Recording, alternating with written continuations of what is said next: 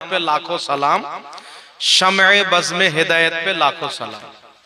একটি কথা মনে রাখবেন, নবী পাকের উপরে সালাম, মুস্তাফা জানে রহমত पे लाखों সালাম, মুস্তাফা যিনি রহমতের জান তিনার প্রতি লাখো সালাম। কথাটা ভুল না ভালো জি।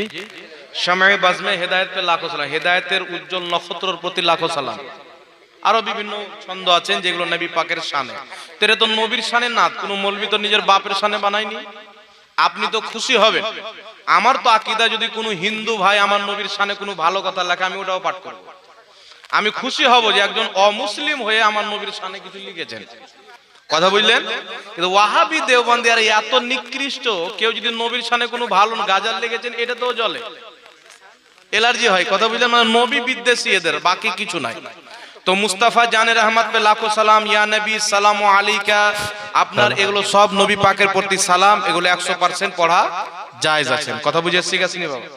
এতে থেকে জ্বলা ওই জন্ডিস যার ব্যারাম হয়েছে ইমানে তারাই জ্বলবে, কোন ইমানদার কোনদিন জ্বলবে না।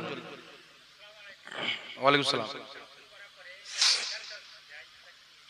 দাফন করার পরে কবরের পাশে দাঁড়িয়ে আজান দেওয়া যাবে কি যাবে না?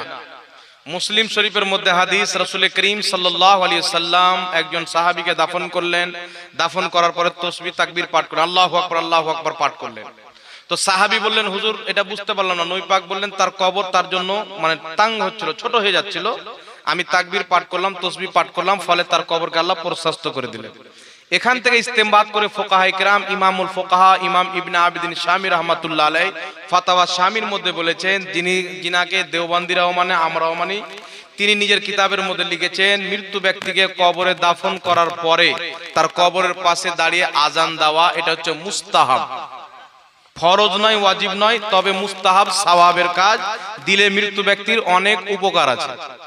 রাসূল পাক সাল্লাল্লাহু আলাইহি সাল্লাম বলছেন, মৃত্যু ব্যক্তিকে যখন দাফন করা হয় তার কবরে শয়তান প্রবেশ করে, তাকে যখন প্রশ্ন উত্তর করা হয় তাকে শয়তান ইদিগুদি করে যেন প্রশ্নের উত্তর না দিতে পারে, জাহান্নামে চলে যায়। তার কারণে ওখানে আজান দিলে রাসূল পাক বলছেন আজান দিলে শয়তান বায়ু ছাড়ে আর পালায়। তো কবরের পাশে আজান দিলে শয়তান পালায়, এটা একটা মৃত্যু ব্যক্তির উপকার। তারপরে মান রব্বুকা, প্রশ্ন করে তোমার রবকে, এদিকে মুকাব্বির আল্লাহু আকবার বলে, ও মুর্দা কিন্তু শুনতে পায়। জি, মুসলিম শরীফের মধ্যে হাদিস, ইন্নাল মাইয়িতা ইদা উদিআ ফি কবরিহি ইন্নাহু লা ইয়াসমাউ খাফকা নিআলিহিম ইদান সারাফু। নবী পাক সাল্লাল্লাহু আলাইহি সাল্লাম বলেন, মৃত্যু ব্যক্তিকে দাফন করে যখন জীবিত ব্যক্তিরা ফিরে তখন তাদের জুতোর আওয়াজ মুর্দা শুনতে পায়। মুসলিম শরীফে হাদিস, কাফিররা যখন মরে গেল তাদের লাশকে বদরের যুদ্ধতে তাদের লাশকে কূপে ফেলে দিল, নবী পাক তাদের পাশে দাঁড়িয়ে বললেন যে আমাদের সাথে যা আল্লাহ ওয়াদা করেছেন আমরা তো পাবো, তোমাদের জন্য যা বলেছিলাম তা পেয়েছো কিনা? তো হযরত ওমর ফারুক অন্য সাহাবী বললেন, হুজুর মুর্দা কি শুনতে পায়? নবী পাক বললেন, তোমার চাইতে বেশি শুনতে পায়। মানে জিন্দা মানুষের চাইতে মুর্দা বেশি শুনতে পায়। কথা বুঝে শিখেছিনি বাবা? একটা জিন্দা মানুষকে কবরে রেখে মাটি চাপিয়ে দেন, বাইরে কি হচ্ছে শুনতে পাবে না, কিন্তু মরা মানুষ জুতোর পর্যন্ত আওয়াজ শুনতে পাচ্ছে, মানে মুর্দা জিন্দার চাইতেও বেশি শুনে।